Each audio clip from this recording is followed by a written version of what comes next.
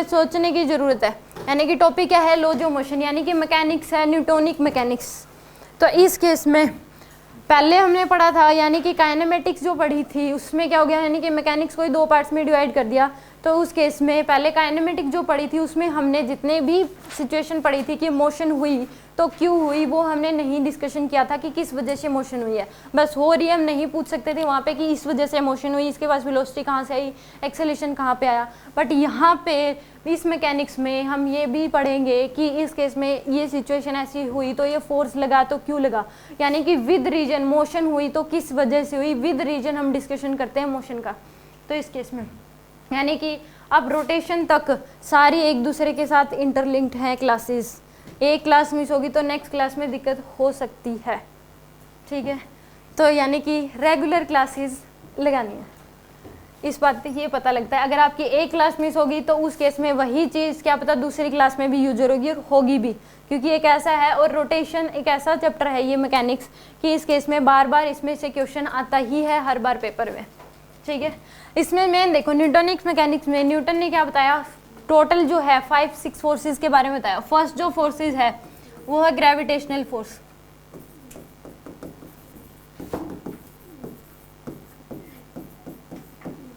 Normal reaction,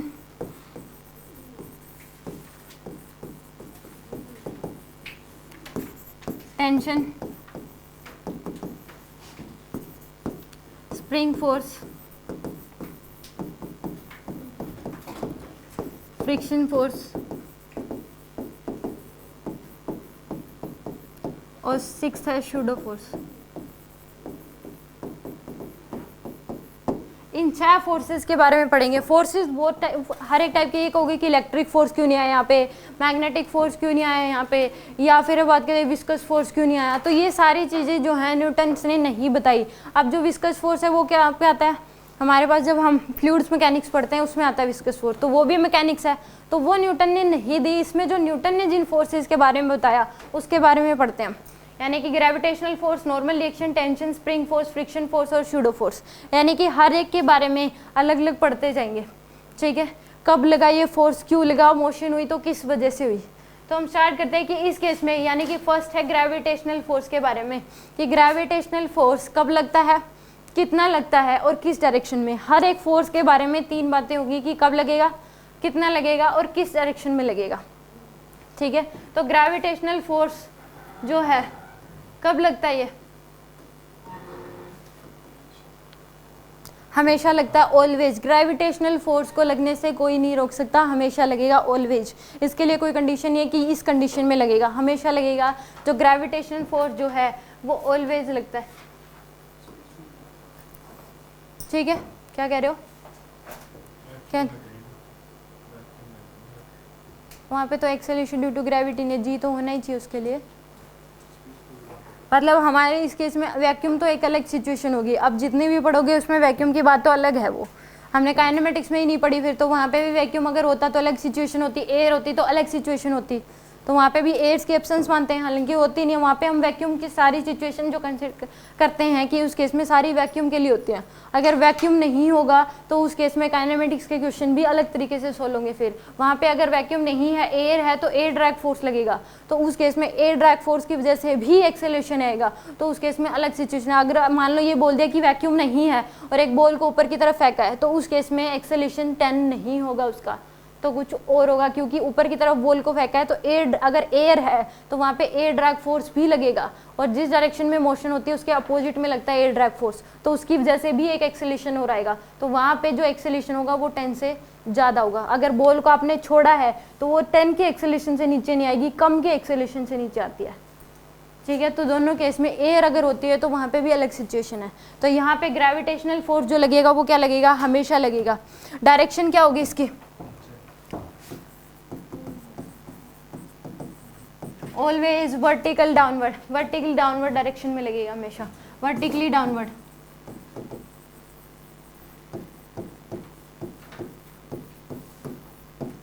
और how much, कितना लगेगा,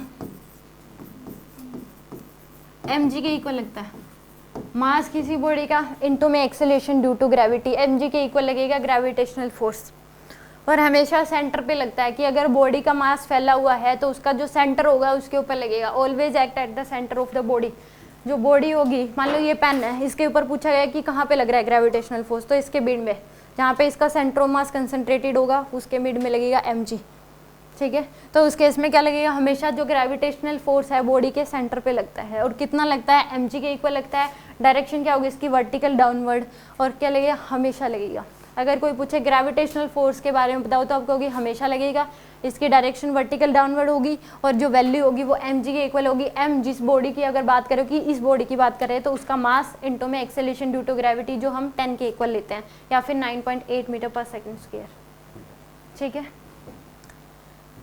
इसके बारे में तो इतना ही है।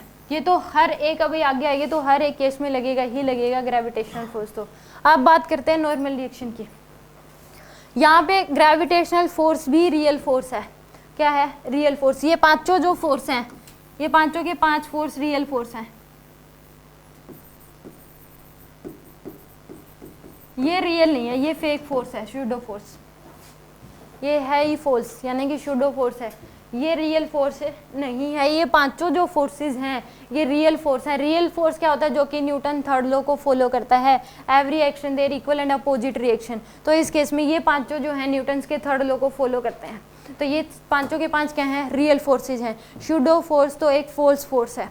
ये तो इसके लिए एक पर्टिकुलर कंडीशन होती है तभी लगता है शूडो फोर्स। तो अगर कोई कहे कि रियल फोर्सेस कौन से हैं, तो ग्रेविटेशनल फोर्स भी रियल फोर्स है, नॉर्मल रिएक्शन भी, टेंशन भी, स्प्रिंग फोर्स भी और फ्रिक्शन फोर्स भी क्या है, नॉर्मल रिएक्शन है। एक दूसरे एक्शन रिएक्शन पेयर बनते हैं इन सभी फोर्सेज में। ठीक है, तो ये पांचों के 5 क्या है, रियल फोर्स है। रियल फोर्स क्या होते हैं कि वो फोर्सेज जो कि न्यूटन थर्ड लॉ को फॉलो करते हैं। तो gravitational force is a real force because it's follow Newton third law, every action there equal and opposite reaction. ठीक है, अब बात करते हैं नॉर्मल रिएक्शन की। नॉर्मल रिएक्शन कब लगेगा, कितना लगेगा और किस डायरेक्शन में लगेगा, यानी कि सेकंड फोर्स क्या है, नॉर्मल रिएक्शन।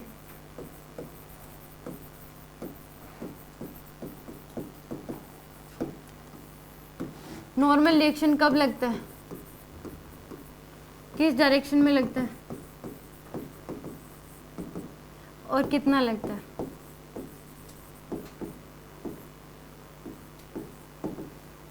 जो नॉर्मल रिएक्शन है, कोई भी जो सिस्टम है वो जब सराउंडिंग के कांटेक्ट में आता है तो उस टाइम नॉर्मल रिएक्शन लगता है। अब ये जो मार्कर है ये क्या है, मेरे हाथ के कांटेक्ट में है। ये एक सिस्टम है और मेरा हाथ क्या है, इसके लिए एक सराउंडिंग है। तो इस केस में नॉर्मल रिएक्शन लग रहा है, मेरा हाथ इसके पैन पे लगा रहा है और पैन मेरे हाथ पे नॉर्मल रिएक्शन लगा रहा है। हमेशा क्या बनते हैं, पेयर बनते हैं। अगर मैं यहाँ पे पुश करूँ तो इस बोर्ड के लिए मेरा हाथ क्या हो गया, एक नॉर्मल रिएक्शन, और पीछे दीवार है वो भी क्या है, सराउंडिंग है। मेरा हाथ भी सराउंडिंग है इस बोर्ड के लिए और जो पीछे दीवार है वो भी क्या है, सराउंडिंग है। तो इसके ऊपर 2 नॉर्मल रिएक्शन लगेंगे, फिर एक मेरे हाथ की वजह से और एक दीवार की वजह से। तो उस केस में दोनों में एक्शन रिएक्शन पेयर बनते हैं। मान लो मैंने इसको ऐसे रखा तो इस केस में अभी कितना, एक ही नॉर्मल रिएक्शन लग रहा है इसके ऊपर। और मैंने अगर ऐसे रख लिया तो इसके ऊपर कितने नॉर्मल रिएक्शन लगेंगे, 2 लगेंगे, एक नीचे वाले हाथ की वजह से और एक ऊपर वाले हाथ की वजह से। हमेशा नॉर्मल रिएक्शन तब लगता है जब सिस्टम जो है सराउंडिंग के कांटेक्ट में आता है।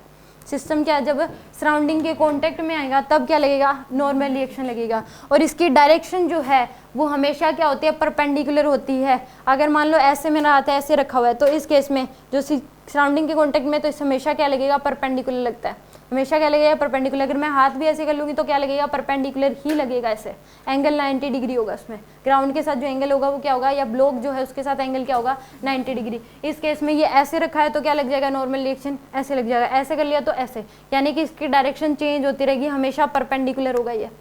ठीक है, और कितना लगेगा इसकी वैल्यू फिक्स नहीं है, सिचुएशन पे डिपेंड करेगी। कोई फॉर्मूला नहीं है कि हमें फॉर्मूला याद कर लिया कि नॉर्मल रिएक्शन हमेशा इतना ही आएगा।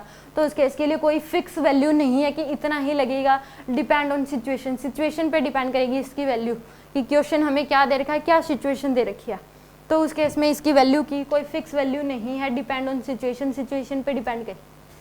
तो कब लगेगा, कितना लगेगा, डिपेंड ऑन सिचुएशन, सिचुएशन पे डिपेंड करेगी कि कितना फोर्स लगेगा। और डायरेक्शन क्या होगी इसकी, always perpendicular.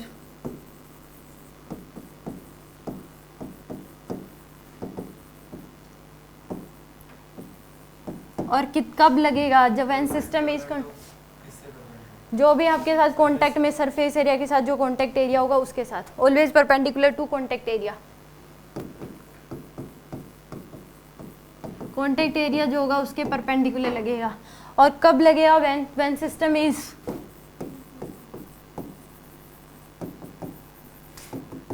Contact with surrounding, जब सिस्टम जो है सराउंडिंग के साथ कॉन्टैक्ट में आएगी तब लगेगा, ठीक है। और नॉर्मल रिएक्शन भी क्या है? एक रियल फोर्स है। नॉर्मल रिएक्शन भी क्या है? रियल फोर्स है, ठीक है। इसमें भी एक्शन रिएक्शन पेयर बनते हैं। जितना मैंने अगर मार्कर ऐसे रखा, जितना मार्कर मेरे हाथ पे नॉर्मल रिएक्शन लगा रहा है, मेरा हाथ भी मार्कर पे उतना ही नॉर्मल रिएक्शन लगा रहा है। तो ये भी क्या है? नॉर्मल रिएक्शन भी क्या है? एक रियल फोर्स है। और ये एक एडजस्टिंग फोर्स भी है। सिचुएशन के अनुसार इसकी वैल्यू कम ज़्यादा हो सकती है, कि नहीं है कि इतना लग गया तो इतना ही लगेगा। अगर सिचुएशन थोड़ी सी भी चेंज हुई तो इसकी वैल्यू भी क्या हो जाएगी? चेंज हो जाएगी। जैसे आगे पढ़ते जाओगे तो आपको पता लग जाएगा कि नॉर्मल रिएक्शन की वैल्यू भी सिचुएशन के अनुसार क्या हो सकती है? चेंज हो सकती है। तो normal reaction it is a adjusting force. ये एडजस्टिंग फोर्स है। क्या है ये? It is a adjusting force.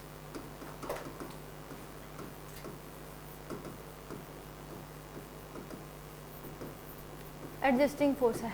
और एक ये पुशिंग फोर्स है। एक बॉडी को क्या करता है? पुश करता है। अगर मेरा मार्कर यहाँ पे रखा हुआ है तो मार्कर ने मेरे हाथ को पुश करा है, मेरा हाथ मार्कर को पुश करा है, तो it is a pushing force.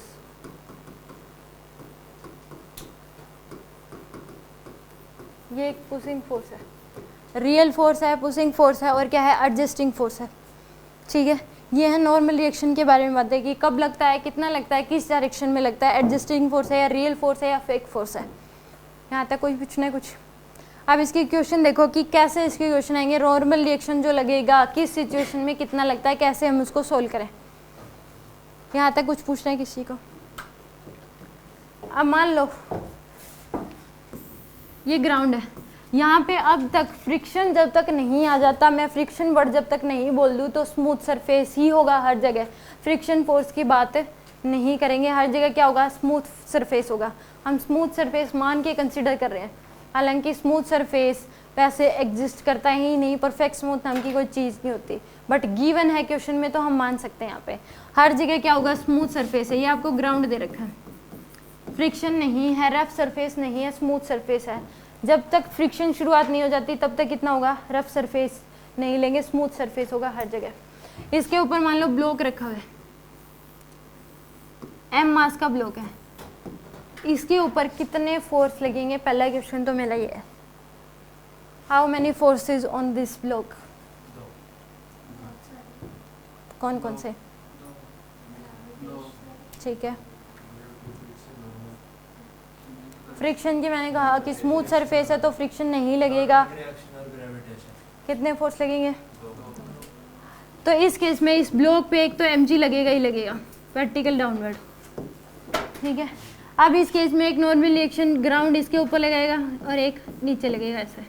तो क्या ये दोनों नॉर्मल रिएक्शन कैंसिल आउट हो सकते हैं? इक्वल एंड अपोजिट है, हो सकते हैं।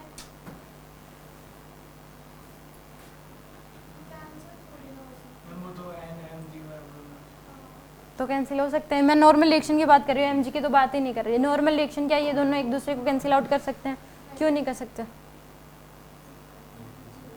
क्वेश्चन ये है, क्या ये नॉर्मल रिएक्शन एक दूसरे को इक्वल एंड अपोजिट तो है, तो क्या ये कैंसिल आउट कर सकते हैं या नहीं? कर सकते हैं। ये एक दूसरे को कैंसिल आउट नहीं करेंगे। क्यों? क्योंकि ब्लॉक ग्राउंड पे एक दो अलग अलग बॉडी पे लग रहे हैं दोनों फोर्सेस। कैंसिल आउट तब करते हैं जब एक ही बॉडी पे इक्वल एंड अपोजिट फोर्स लग रहे हैं। यहाँ पे जो सिचुएशन है वो इस तरीके की सिचुएशन है कि एक ब्लॉक है, मान लो इस केस में इस पे फोर्स लग रहा है यहाँ पे एफ का, और एक दूसरा ब्लॉक है इस पे फोर्स लग रहा है यहाँ पे एफ का। तो क्या ये कैंसिल आउट कर सकते हैं? नहीं करेंगे, क्योंकि अगर ऐसा होता कि एक ही ब्लॉक है, इस पे फोर्स इधर लग रहा है और इस पे फोर्स इधर लग रहा है, तो ये कैंसिल आउट कर सकते हैं। यहाँ पे ये दोनों नॉर्मल रिएक्शन कैंसिल आउट नहीं करेंगे, क्योंकि एक ब्लॉक पे लग रहा है और एक ग्राउंड पे लग रहा है। ब्लॉक ग्राउंड पे लगा रहा है एन का और ग्राउंड ब्लॉक पे लगा रहा है एन का, तो दोनों एक ही बॉडी पे नहीं लग रहे, अलग अलग बॉडी पे लग रहे हैं, इसलिए एक दूसरे को क्या करेंगे? कैंसिल आउट नहीं करेंगे। अगर एक ही बॉडी पे लग रहे होते तो कैंसिल आउट हो जाते। तो ये दोनों फोर्सेस एक दूसरे को कैंसिल आउट नहीं करेंगे। क्यों नहीं करेंगे? क्योंकि दोनों अलग अलग बॉडी पे हैं। अब जितना ब्लॉक ग्राउंड पे नॉर्मल रिएक्शन लगाएगा, ग्राउंड भी ब्लॉक पे उतना ही नॉर्मल रिएक्शन लगाता है, बट कैंसिल आउट नहीं करेंगे क्योंकि एक ग्राउंड पे लग रहा है और एक ब्लॉक पे लग रहा है। अब इसमें यहाँ पूछ लिया कि नॉर्मल रिएक्शन की वैल्यू बताओ क्या होगी। इस ब्लॉक पे कितना नॉर्मल रिएक्शन लग रहा है, mg के इक्वल लग रहा है। इसकी FBD बनाओगे, FBD होता है फ्री बॉडी डायग्राम, और FBD में हमेशा जो सिस्टम है उसके ऊपर जो फोर्सेस लग रहे हैं वो ही दिखाने होते हैं, न कि सिस्टम सराउंडिंग पे जो लगा रहा है वो नहीं दिखाने होते। FBD में हमेशा जो सिस्टम पे फोर्सेस लग रहे हैं वो फोर्सेस दिखाने होते हैं, न कि सिस्टम जो सराउंडिंग पे लगा रहा है वो। यानी कि इस ब्लॉक की अगर FBD बनाओगे, FBD होगा फ्री बॉडी डायग्राम।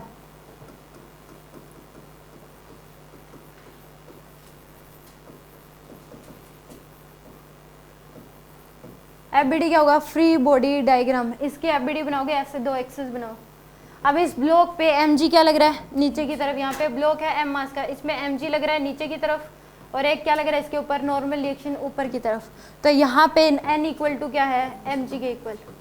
अगर एक ही ब्लॉक दे रखा है और स्मूथ सरफेस है तो उस केस में नॉर्मल रिएक्शन किसके इक्वल हो जाएगा, mg के इक्वल। बट इसी केस में इसी ये याद मत करना कि n हमेशा इक्वल टू होता है mg के, n इक्वल टू, क्योंकि कई बार मैंने देखा है कि बच्चों ने याद कर रखा होता है कि नॉर्मल रिएक्शन इक्वल टू क्या हो जाएगा, mg के। वो तभी होता है जब एक ही ब्लॉक है और ग्राउंड पे एक सिंगल ब्लॉक रखा हुआ है और रेस्ट में है, तो उस केस में नॉर्मल रिएक्शन किसके इक्वल हो जाता है, mg के इक्वल। तो यहाँ पे mg की नॉर्मल रिएक्शन किसके इक्वल हो जाएगा, mg के इक्वल। आगे समझ, यानी कि ग्राउंड पे mg का नॉर्मल रिएक्शन लग रहा होगा और ग्राउंड है वो ब्लॉक पे कितना नॉर्मल रिएक्शन लगा रहा है, mg के इक्वली। दोनों इक्वल एंड अपोजिट फोर्स लगाते हैं हमेशा। इस पे जो नॉर्मल रिएक्शन है ग्राउंड ब्लॉक पे लगा रहा है mg के इक्वल नॉर्मल रिएक्शन,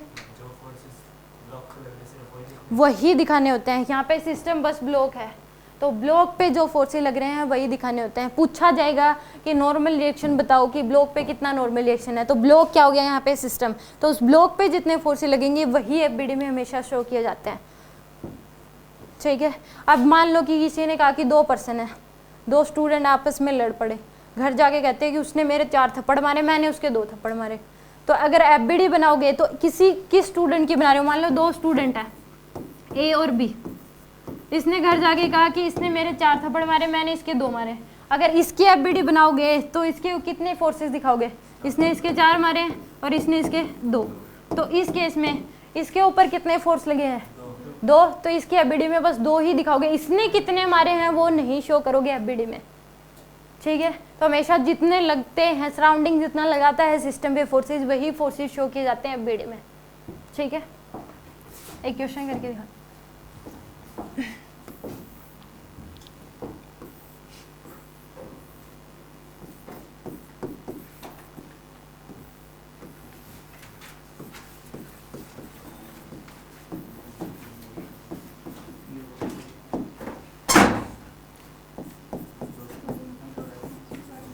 N1 की वैल्यू बतानी है और N2 की वैल्यू बतानी है। हमेशा नॉर्मल रिएक्शन ऐसे दिखाए जाएंगे, ये ब्लॉक ऊपर लगा रहा है इसके ऊपर और ये ब्लॉक नीचे लगा रहा है, और इस केस में सेम ये ब्लॉक ग्राउंड पे लगा रहा है और ग्राउंड इस ब्लॉक पे लगा रहा है। हमेशा पेयर तो बनेंगे ही बनेंगे नॉर्मल रिएक्शन के। Normal reaction find N1 and N2। N1 N2 की वैल्यू बतानी है।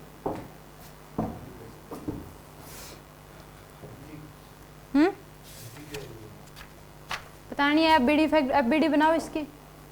N1 और N2 की वैल्यू बतानी है। 2 ब्लॉक दे रखे हैं 40 kg और 30 kg।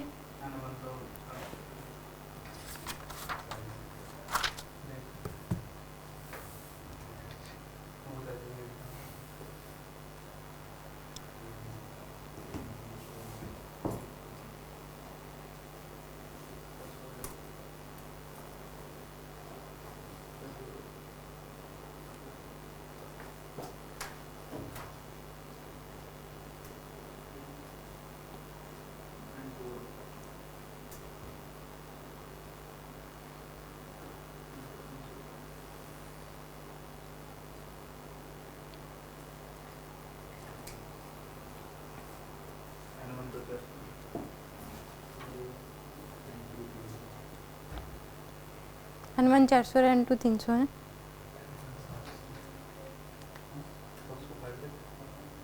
FBD बनानी है उसकी। FBD बनाओ पहले तो आप, चेक होएगी FBD, ड्रॉ करो उसको। हवा में करने लग जाते हैं।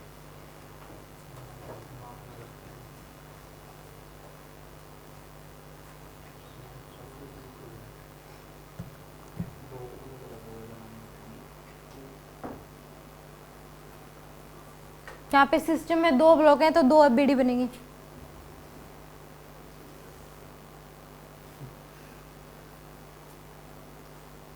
यहाँ पे वो सिस्टम नहीं है जो आप सोच रहे हो। समझ गई मैं। यहाँ पे इस पे फोकस करो, उस सिस्टम को छोड़ दो, उससे कुछ लेना देना नहीं है, ना कुछ मिलने वाला उससे।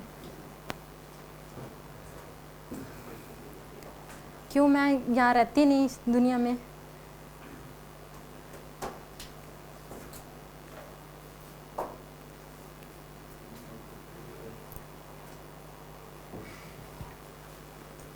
हो गया? कितना है?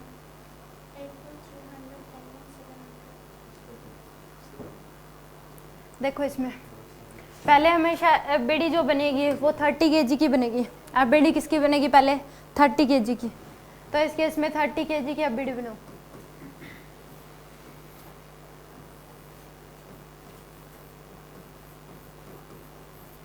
अब इसके ऊपर इसको ऐसा देखो, नॉर्मल रिएक्शन किधर लग रहा है? ऊपर की तरफ, तो N2 ऊपर की तरफ शो करोगे और Mg तो लगेगा ही लगेगा नीचे की तरफ। तो इसके ऊपर तो 2 ही फोर्सेस लग रहे हैं 30 kg पे, N2 और Mg।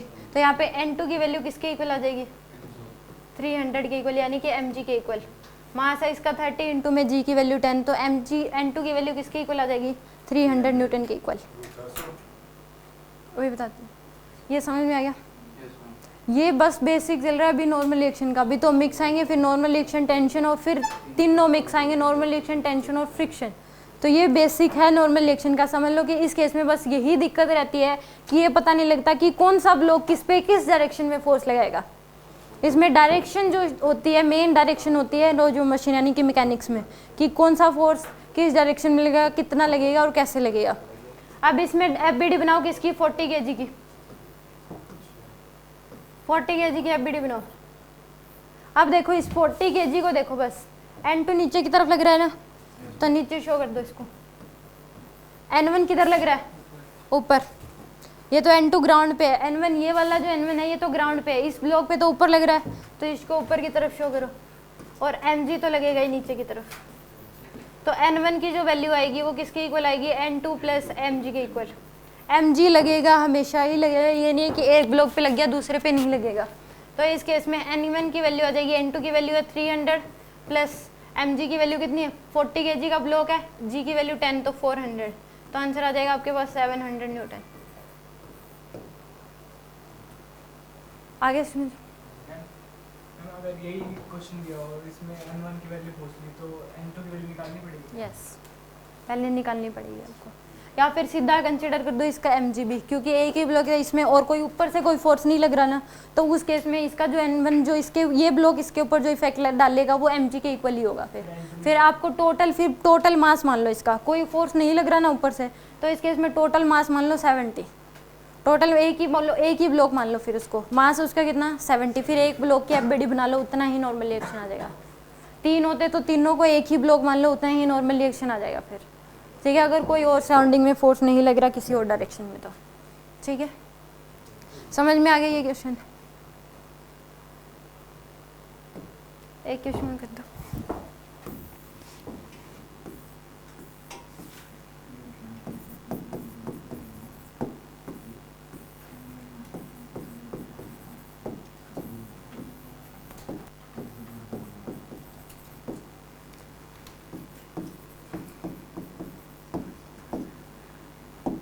इसमें बताना है आपको N1,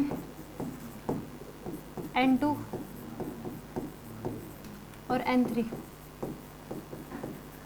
find N1, N2 and N3। N1, N2 और N3 की वैल्यू बता दो क्या होगी?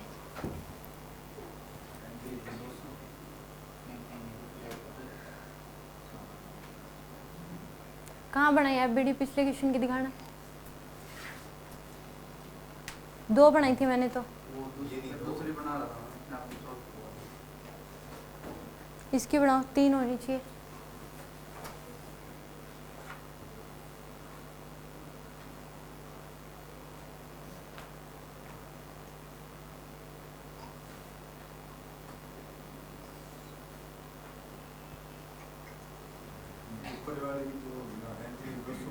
ठीक है।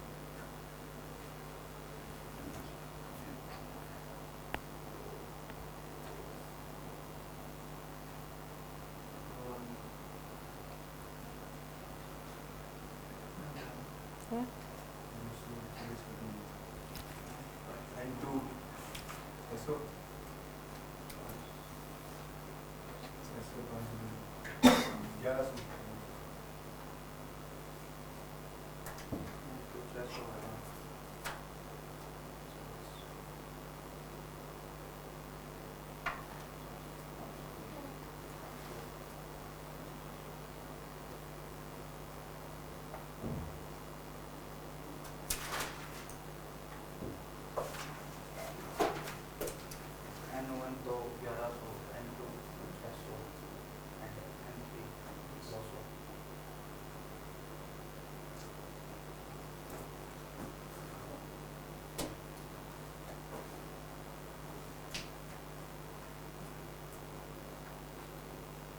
भैया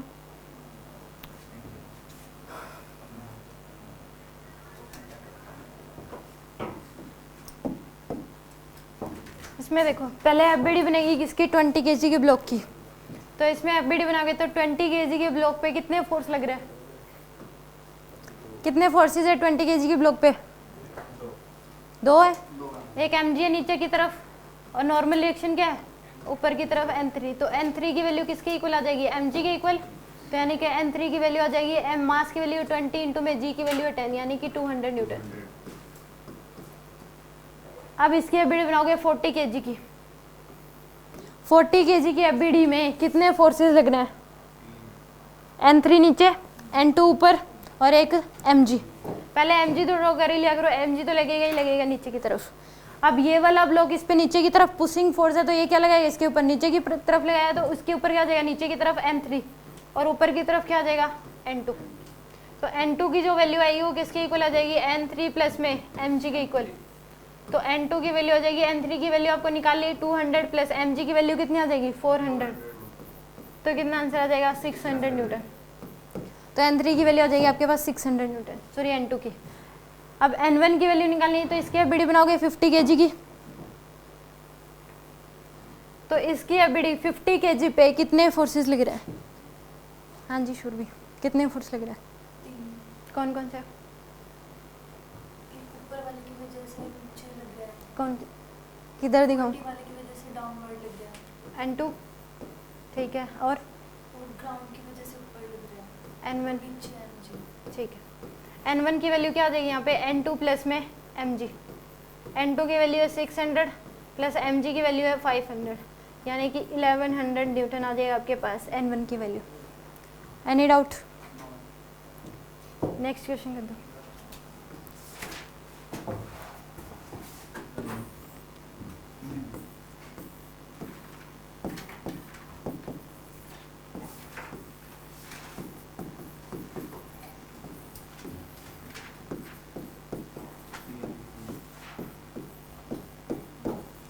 Find normal reaction between 40 kg, 50 kg and 50 kg and 60 kg and 60 kg and ground। ऊपर से फोर्स भी लग रहा है एक 200 न्यूटन का। Find normal reaction between 40 and 50।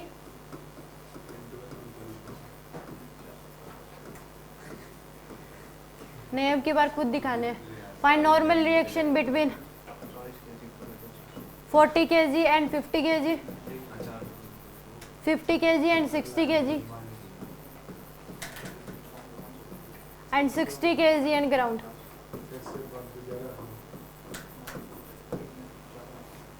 चलो पहले तो फोर्स ही शो करो, वो चेक करने डायग्राम बना के। हाँ N1 N2 कैसे लगेंगे वो आप इनकी मर्जी से मान सकते हो। N1 N2 कहीं पे भी जरूरी नहीं है नीचे से N1 N2 मानो आप।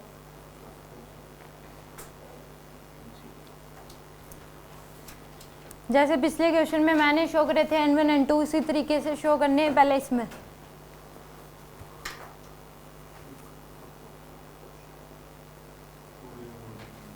दिखाना ठीक है।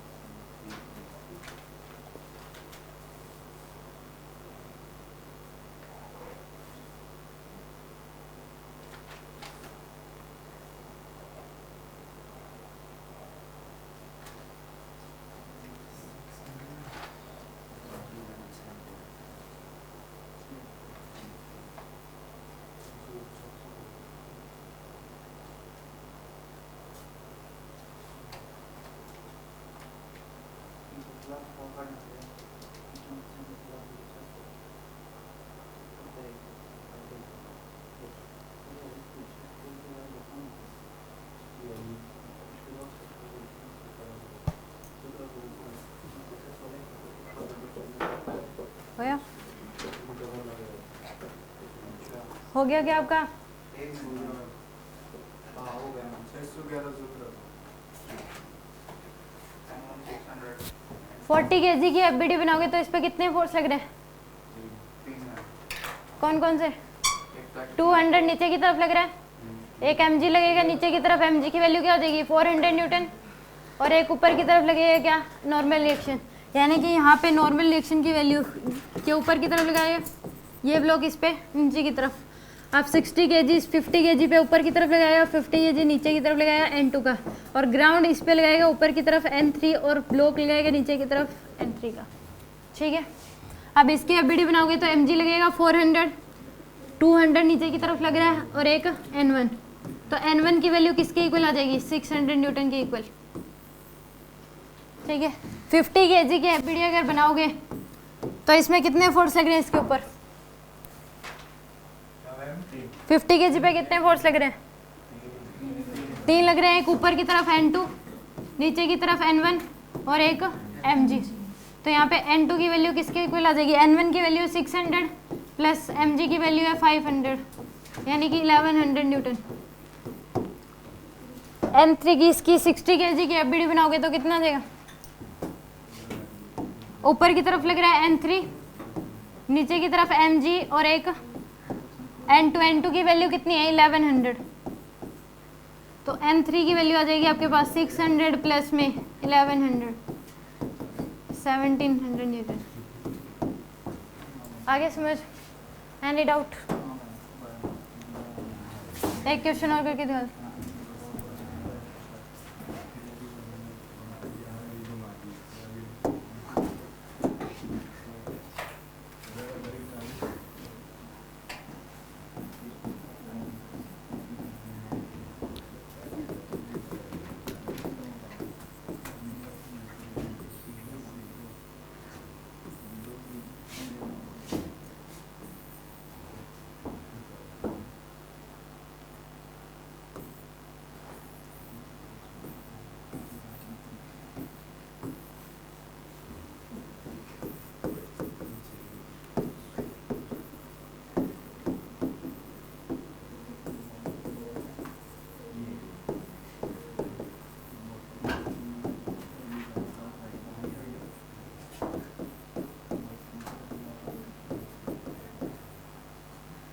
नॉर्मल रिएक्शन बताना है 60-40 के बीच, 40-30 के बीच, 30-10 के बीच, 40-20 के बीच, और 60 और 50 के बीच। ये मैम उस साइड बहुत ज़्यादा खा रहा है।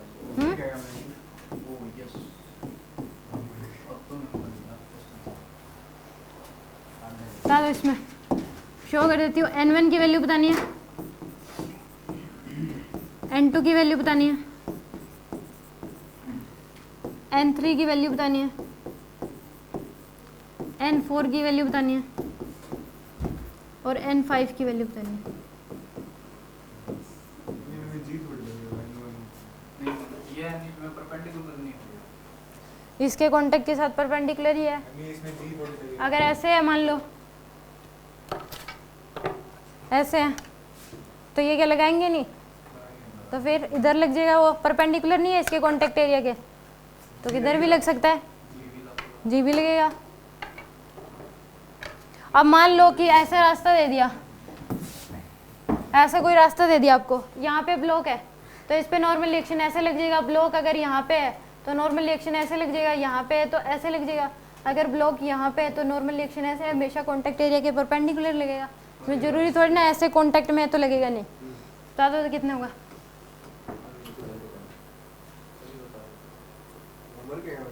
नहीं, करके दिखाना अभी।